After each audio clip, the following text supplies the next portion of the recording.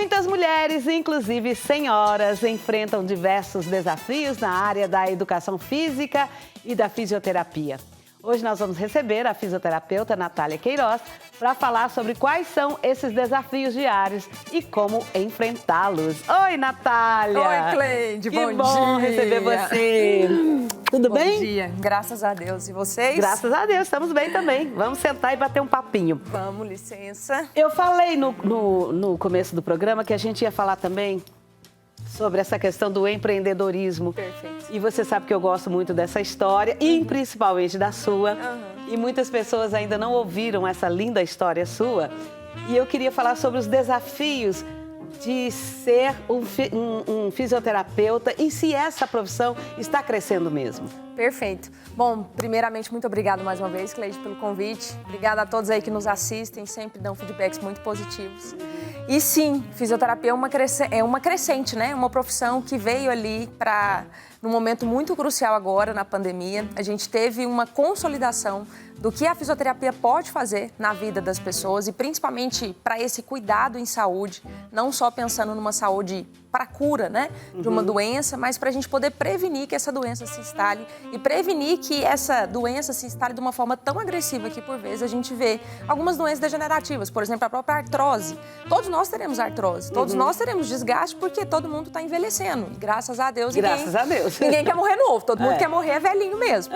Mas agora, como que a gente vai chegar lá, como que vai ser essa repercussão, é uma decisão, né, Cleide? E a fisioterapia vem para contribuir com essa qualidade de vida, com essa funcionalidade, com essa atenção à saúde plena, para a gente poder conseguir conquistar cada vez mais a nossa independência e não perdê-la ao longo dos nossos anos. Então, quem hoje está com 15, 20 anos de idade, com certeza vai chegar aos 100 anos. Eu fiz uma viagem ano passado, Cleide, para o Rio de Janeiro, e aí lá no Museu do Amanhã, que é no museu lá do Rio, estava tendo a exposição justamente sobre essas mudanças do mundo, né? E inclusive em relação à expectativa de vida. E lá eles estavam falando que a criança que vai chegar aos 125 anos, ela já nasceu. Então, quer dizer, nós já estamos com expectativa muito alta, tanto para homens quanto para mulheres. Lógico, nós mulheres temos mais expectativa, até por questões de hábitos de vida, mas é lógico que como é que a gente vai chegar lá é uma decisão que a gente toma e investe a partir de agora. E olha, eu acho que a fisioterapia é uma coisa tão importante, porque eu já fiz, meu filho já fez, nós precisamos e nós fomos, restabeleceu a nossa saúde, os nossos movimentos, e foi muito importante. Mas eu me lembro que até pouco tempo atrás não se fazia fisioterapia. Perfeito. Fazia-se, por exemplo, uma cirurgia a plástica, por exemplo. Perfeito. Não se ligava muito bem a coisa e dava complicação. E aí isso é muito bacana se comentar, Cleide. Hoje, a fisioterapia, como promotora de saúde, não só, né, tratadora de doenças, a gente fala de uma fisioterapia que ela acontece até antes de um pós-operatório, numa cirurgia. Ah, não, eu vou me preparar, por exemplo, você deu o exemplo da cirurgia plástica. Eu vou fazer uma cirurgia plástica. Eu consigo trabalhar o meu corpo para me preparar para fazer a cirurgia e ter um melhor prognóstico. Então, assim, a fisioterapia ela vai muito além hoje do que a gente habitualmente estava acostumado. E isso eu acho que tem muito a ver, Cleide, assim, com hoje o acesso à informação que todos nós temos. Todos nós hoje temos um celular na mão, que a gente digita lá no Google qualquer coisa e ele vai me atualizar ali algumas informações. Então, ou seja, hoje eu tenho uma sociedade que está com muito conhecimento, com muita informação nas mãos.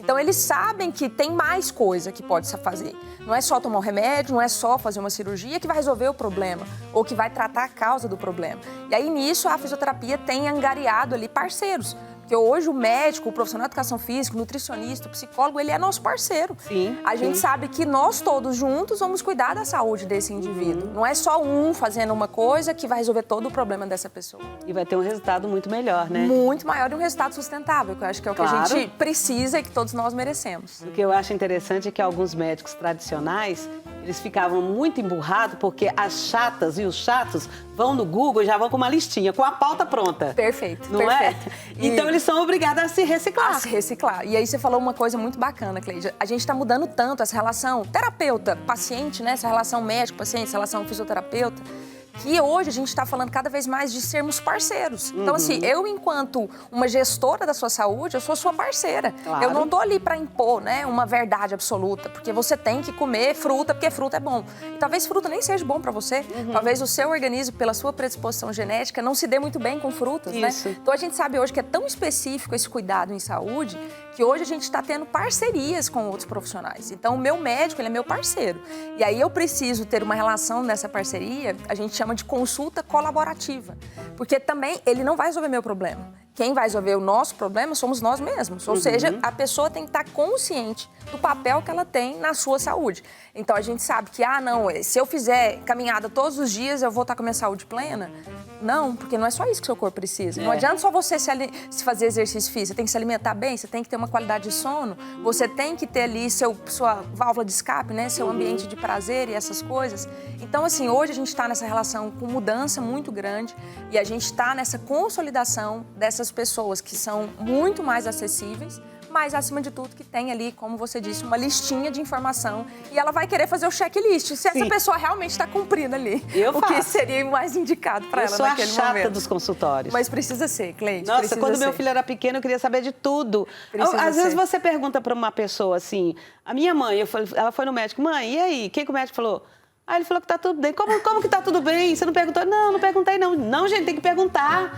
Eles estão ali para isso, são profissionais para isso, pra gente indagar. Agora me fala, qual que é o perfil para ser um fisioterapeuta? Perfeito. Hoje, assim, para trabalhar na área da saúde, Cleide, como a gente disse, a gente está vivendo um ambiente muito mais hoje de parceria. Então, assim, é um amigo, né? Assim, a gente tem ali uma pessoa da confiança nossa mesmo. Eu até brinco com as pessoas, você tem que ter um fisioterapeuta para chamar de seu. Você tem que ter alguém que você vai confiar nessa pessoa, que as pessoas me perguntam hoje coisas em relação a tudo da vida delas. Não é nem só a fisioterapia, né?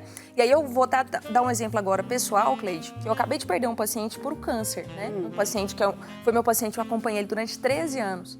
E aí, nessa fase agora, de final, que a gente já estava em cuidados paliativos, eu acompanhando ele muito de perto, e aí eu fui ver os exames de sangue dele. E assim, 3 médicos já tinham visto o exame de sangue dele. Quando eu vi o exame de sangue, eu falei, mas o doutor fulano de tal, ele tá com anemia. O doutor fulano de tal tá com baixa de sódio. E aí eu conversei com os médicos que estavam cuidando dele, e aí esses médicos realmente tomaram a decisão de ter que intervir em relação a essa anemia e ter que intervir em relação a essa reposição de sódio. Quer dizer, seria o meu papel como fisioterapeuta fazer isso? Não, mas eu preciso entender o que rege a saúde dessa pessoa como um todo. Eu preciso saber analisar um exame de sangue. Mesmo porque o seu trabalho exige isso. Depende disso. Depende disso. Então, assim, eu preciso, gente, hoje, de um profissional que, primeiro, ele seja amigo, ele tem interesse em ajudar as pessoas. E hoje a gente fala muito dessas habilidades comportamentais, né? Conhecimento técnico, ele é muito importante, né? Eu fiz o mestrado, estou fazendo doutorado, tenho um monte de curso e etc, mas, enfim, isso é o básico, isso é o conhecimento técnico, é o básico que eu preciso saber. Mas agora eu preciso ter humanidade. Eu achei bacana você fazer a introdução nesse sentido, né, Cleide? Hoje a gente está falando de relações humanas, de parcerias, de amor, de carinho, de cuidado, de dedicação, de escuta ativa. Eu preciso escutar o que esse paciente está me falando, o que ele está realmente ali sentindo de verdade, porque eu preciso ser empática em relação àquela situação dele. Eu preciso ter ali uma inteligência emocional, porque, como eu disse, eu acabei de perder um paciente que era um grande amigo meu, na verdade. 13 anos, né? 13 anos de acompanhamento. Então, é lógico que a gente tem que ter uma inteligência emocional para lidar com isso, né? Para poder deixar as coisas ali, também profissionalmente falando, seguirem. Mas eu falaria para esses jovens que nos assistem que é uma profissão mágica, é uma profissão que está em franca ascensão, é uma profissão que vem junto com essa mudança da saúde. Hoje a gente fala que a gente está na saúde 5.0, que é uma saúde da alta tecnologia, do alto acesso à informação e da priorização de uma saúde acessível e de uma saúde humana, de pessoas que vão cuidar de outras pessoas, estejam dispostas a isso. E eu falo dessas habilidades, Cleide, a gente ter uma pessoa que realmente assim, esteja disposta a olhar para o outro, e não apenas para um ombro, para uma coluna, para um diagnóstico clínico separado. Se encaixou nisso aí? Então você vai ser um excelente fisioterapeuta. Agora, qual é o seu conselho para quem deseja entrar no mercado? Perfeito. Meu conselho, primeiro, é que vocês, assim, se puderem ter oportunidade, eu até convido, Cleide, quem tiver interesse de conhecer o nosso trabalho, conhecer a clínica, as portas estão abertas para isso. Você está com clínica nova, né? Estou com clínica nova agora. Estamos em obra ainda nessa expansão. A obra dá bastante desafio, Cleide. É verdade. Mas você não foge deles, né? Não, graças a Deus não. E assim, o que eu dou de conselho para vocês é que vocês, primeiro assim, conheçam o que a nossa profissão pode fazer, conheçam as oportunidades que a gente tem e se aperfeiçoem. Estudem bastante, porque eu acho que a saúde é o bem mais precioso que todos nós temos. E nós precisamos de pessoas capacitadas para isso. É verdade. Agora, essa número 1, né, que foi o início da nossa conversa, o motivo pelo qual você veio aqui, são os desafios para as pessoas mais da terceira idade, que às vezes ficam resistentes. E também eu já vi muitas pessoas começarem a fazer a fisioterapia e parar no meio do caminho. Isso eu imagino que seja, me corrija se eu estiver errada, que o médico te passa um antibiótico para você usar durante 7 dias. Aí você, eu tô com o estômago ruim, eu tô enjoado, não vou tomar não e deixa pra lá. O que vai acontecer? Não vai curar. Não vai ter efeito, justamente. É mais ou menos isso. É a mesma coisa. E assim, antigamente a gente tinha até uma cultura, Cleide, eu tenho 10, 20 sessões de fisioterapia, 30 sessões de fisioterapia, eu não sei. Porque, na verdade, como eu disse, eu tive um paciente que eu acompanhei ele durante 13 anos. Tem paciente que eu acompanho tem 15 anos. Então, quer dizer, hoje a gente está falando de um cuidado em saúde e que é constante. Então, assim, Cleide, você vai na minha clínica uma vez por semana. Talvez se você tiver com dor, você vai 3 vezes por semana, mas talvez você vai só daqui 6 meses. Mas eu falo muito hoje desse papel do fisioterapeuta, igual a gente, nós mulheres, temos o papel que é em relação ao ginecologista. Todo ano eu vou no ginecologista. Então, todo ano, esse é um dos profissionais que eu deveria me consultar. Eu deveria entender como é que está a minha postura, eu deveria entender como é que estão os meus hábitos de vida, se aquilo pode prejudicar o meu processo de envelhecimento ou não, se aquilo pode prejudicar uma presença de osteófito, que é o famoso bico de papagaio, né? Que é muito comum a gente visualizar ali nas artroses. Então, assim, esse acompanhamento, ele é muito importante. E não é algo, como você falou, imediatista. Até porque, assim, a gente não adoece, gente, de um dia pra noite. A não ser que seja um acidente, ok. Mas, habitualmente, a gente não adoece de um dia pra noite. É um processo de doença que eu preciso controlar ou eu preciso até prevenir, se a gente puder fazer isso. Então, esse acompanhamento, ele é crucial. Então, não adianta você achar que 10 sessões vai resolver seu problema, porque a maioria das pessoas demoraram 30 anos para poder conseguir aquela hérnia de disco. Então, você acha que 10 sessões eu vou resolver seu problema? Não vai. A gente vai ter que acompanhar. O que eu acho interessante, e estou pensando aqui, se você acompanhou esse paciente durante 13 anos, se não tivesse o acompanhamento de um profissional, talvez eu não teria esse tempo todo de vida. Excelente, excelente, Cleide. E é sobre isso, né? É a gente trazer essa expectativa de vida com qualidade, porque é o que todo mundo quer, que a gente quer envelhecer bem, né? Tomando banho sozinha, se higienizando sozinha. E a gente conseguir acompanhar essas pessoas durante um tempo, para que elas consigam viver mais mesmo, porque a gente consegue fazer isso, né? Eu acho que é um dos nossos papéis nessa vida. Ô Natália, graças a Deus o Brasil erradicou a poliomielite. Justamente. Mas a gente vê ainda pessoas com 50 anos, 60, 50, 60, eu já vi pessoas nessa idade com a doença. Perfeito. E com o passar do tempo, que anda com uma perna puxando, que tem outros problemas mais graves, se essa pessoa tivesse um acompanhamento de fisioterapia, a velhice dela seria melhor? Nossa, com certeza. Com certeza. E aí eu até chamo atenção, assim, não só para a poliomielite, mas várias outras doenças, né? Vamos dar um exemplo agora da Covid mesmo, né? Que a gente teve muitas repercussões no pós-Covid, não só repercussões respiratórias, mas muitas repercussões ortopédicas. Eu tive paciente, Cleide... Ortopédicas? Ortopédicas. Explica isso aí. Olha para vocês terem noção, gente. Eu tive vários pacientes agora com uma síndrome pós-Covid. Não sei se vocês já leram sobre isso, senão eu convido vocês a pesquisarem. Que além de várias alterações metabólicas, circulatórias, pacientes tiveram infarto, que está sendo muito comum, AVC, e também necrose óssea, como se fosse um infarto no osso, porque a Covid altera essa questão da circulação. Tanto é que você não lembra que era muita atenção com as gestantes, porque poderia ter um aborto espontâneo, porque faltava sangue pro neném, parece que o sangue coagulava. Você lembra que tinha essa história, né?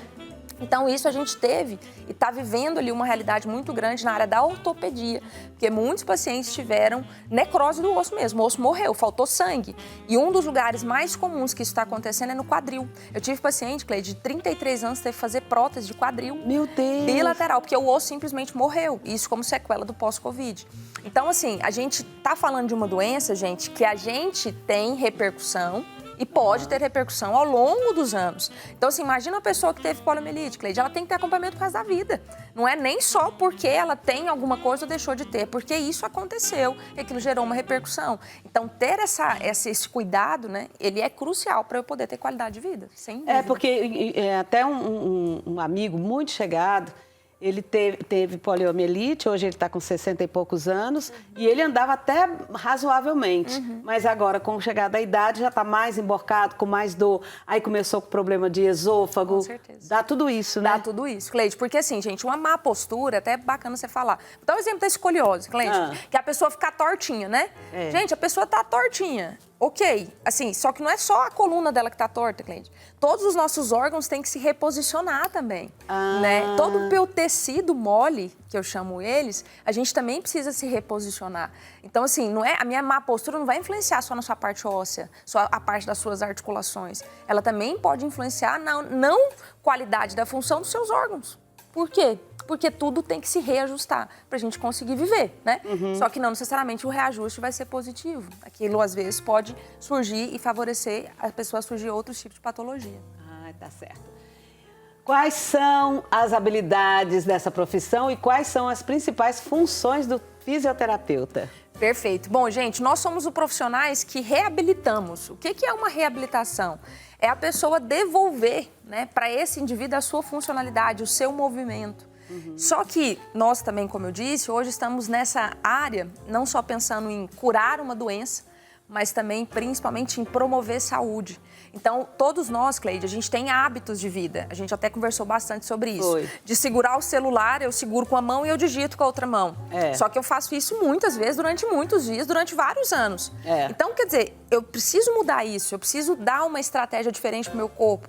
Segurar um peso com o outro lado, usar mais o lado contralateral, que assim, minha dominância é o lado direito, mas o lado esquerdo, gente, tudo que tem do lado de cá, tem do lado de cá, Cleide. Por que o lado esquerdo não funciona? Porque a gente não usa. Então, são habilidades que, se a gente precisar, se eu quebrar um braço, você pode ter certeza que eu vou começar a escrever com o esquerdo. Mas por que eu preciso quebrar um braço para isso? Não, eu posso desenvolver as minhas habilidades antes de ter realmente uma lesão, antes de ter um trauma, né? Então, o fisioterapeuta vai ser esse profissional que vai auxiliar nesse cuidado do movimento, nesse cuidado com a saúde, para essa pessoa conseguir viver, mas ela viver bem e mantendo a sua musculatura, que eu falo que é o melhor investimento que a gente faz para a velhice, é criar músculo, né? É o melhor dinheiro que você investe, gente. Crie músculos, porque aí você vai ter qualidade de vida lá na frente. E para criar músculo, além de fisioterapia, tem que fazer musculação. Fazer musculação, fazer, assim, todo esse ambiente, né, da educação física, tudo que eles podem trabalhar, tanto em relação ao treinamento funcional, em relação à parte da musculação, a ergometria que eles falam, é exercício. E exercício, gente, você não precisa ter peso, Cleide, para você poder fazer um exercício para você criar músculo. Porque o tempo todo nós estamos contra um peso da gravidade. Por si só, aqui eu já posso, se eu sentar e levantar desse sofá 30 vezes, já é um exercício.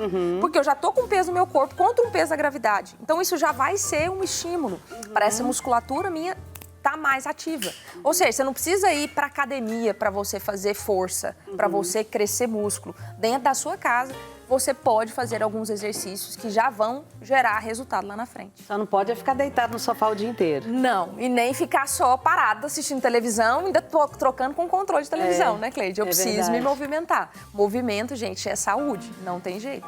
E o sofá, ele é muito perigoso.